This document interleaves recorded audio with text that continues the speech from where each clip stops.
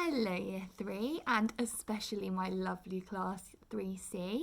It's nice to speak to you, but it's a shame I can't hear your voices back. I hope you had a lovely Christmas. It was really nice today to hear all about what presents you got, what you got up to, having fun in the snow. We've even seen some really lovely photos, which has been nice. Myself, Miss Howes, Mr. Kellum and Mrs. Pledger has had a really fun time reading all about your Christmases.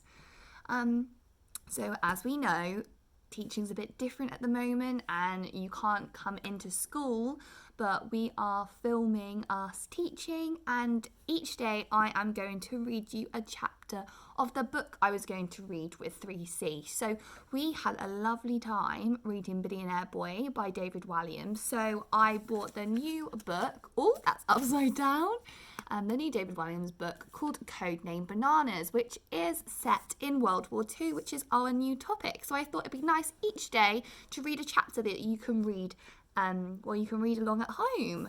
So I thought I'd start today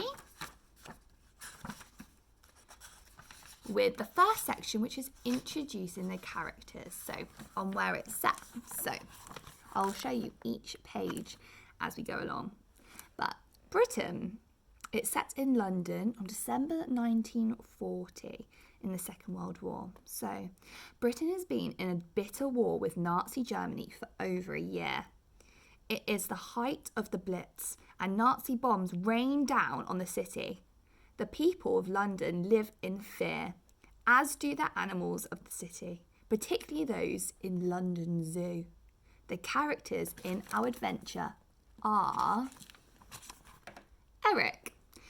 This short, shy 11-year-old boy has sticky out ears and wears glasses with one of the lenses cracked. Sadly, like many children of the time, Eric has lost both his parents in the war. Now an orphan, he is withdrawn and sad most of the time. The only thing that makes the boy happy is visiting London Zoo. There he has formed a very special friendship with a huge furry friend. More of her in a moment. So there is the picture of Eric. The next character is Uncle Sid. Sid is Eric's great uncle and the oldest keeper at London Zoo. He has worked there for longer than anyone can remember, including him. Like many men at the outbreak of the First World War, he enlisted to become a soldier. However, on his very first day on the battlefields of France, he stepped on an enemy mine and lost both of his legs. Nowadays, Sid gets about on his tin legs, but nothing can dampen his fighting spirit. The zookeeper would give anything to be able to battle the Nazis and prove himself to be a hero once and for all. So Uncle Sid is quite a hero, and that is the picture of Uncle Sid. The next character in our story is Grandma. So Eric's grandma is a fearsome character. She dresses from head to toe in black shoes, black coat and black pillow box hat. The deaf old lady never goes anywhere without her ear trumpet, which helps her hear. This doubles as a weapon to bash folks out of her way. When Eric became an orphan, she took the boy in to live with her. As much as he loves his grandmother, Eric finds it hard to be around her as she is so very strict. So there is a picture of Grandma. The next character is Bessie. Bessie is a larger-than-life lady, bursting with love and laughter. She works as a doctor in a military hospital in London, where day and night she tends to the wounded soldiers. Bessie and Sid are next-door neighbours, living side by side in a row of tiny terraced houses. A bomb blast tore a hole in the fence that divides their back gardens, so Bessie can pop round to see Sid at any time of the day or night. So there she is there, looking very, very happy. Next person is Nina, the air raid warden. Nina is one of London's hundreds of air raid wardens who spring into action when the Nazi bombers appear. Wardens make sure that Londoners are off the streets and taking shelter whenever the air raid warning sounds. It is the perfect job for this busybody who loves nothing more than bossing folk around. So there she is there, looking a little bit bossy in her air raid warden uniform. The next person is Sir Frederick Frown. Considering Frown is the Director General of London Zoo, it may come as a surprise to you that he doesn't like animals. Creatures of all shapes and sizes give him the willies. Frown is forever in fear of being slobbered over, nibbled on, worst of all, peed on. So he spends most of the time hiding in his office as far from all those dreadful beasts as possible. He is so achingly posh, he speaks as if he has a plum in his mouth. So there's Sir Frederick Frown there. Next up, Corporal Bata. Corporal Bata, this old soldier from the First World War, is now the Night's Watchman at London Zoo.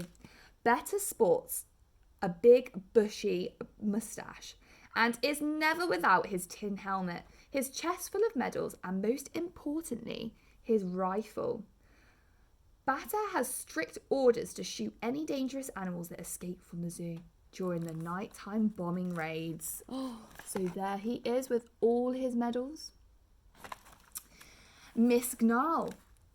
This tall, broad vet at London Zoo is called whenever an animal needs to be put down. Armed with a needle full of poison, the sinister Gnarl adores her work. The bigger the animal, the better. She is a disturbing character who speaks only in growls. She doesn't seem very pleasant, does she? There she is there with her big needle. Next up we have Helen and Bertha. These mysterious elderly twin sisters run a deserted guest house at the British seaside town of Bognor Regis. The guest house, Seaview Towers, has not had a guest for years. So what are the strange pair doing there? Perhaps their glamorous appearance hides something darker below the surface. Ooh, a bit mysterious there. There they are. Captain Spear. Spear is the elegant but ruthless commander of the Nazi U-boat or submarine. The Führer, Adolf Hitler himself, the evil Nazi leader who seized power in Germany, has personally sent Spear on a top-secret mission. This mission has taken the U-boat to the south coast of Britain, where it's lurking, ready to strike. If Spear succeeds, the course of the war will take a dramatic turn, making a Nazi victory certain.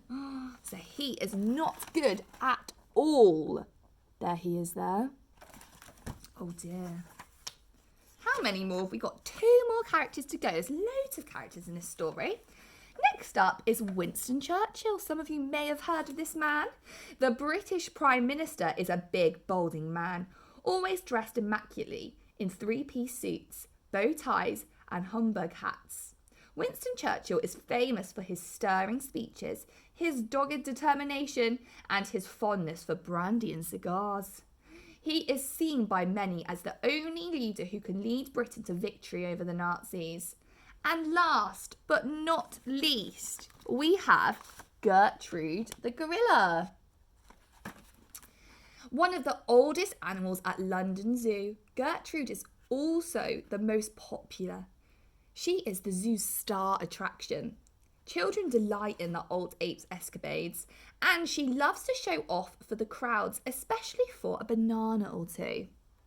Gertrude loves to blow raspberries at the visitors. The gorilla has formed a special friendship with one child in particular, a short, shy boy in cracked glasses who goes by the name of Eric.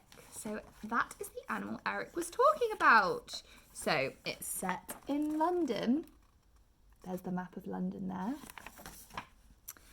And it sounds like a very exciting story, mainly set in the zoo. So have a look at the video tomorrow to hear chapter 1.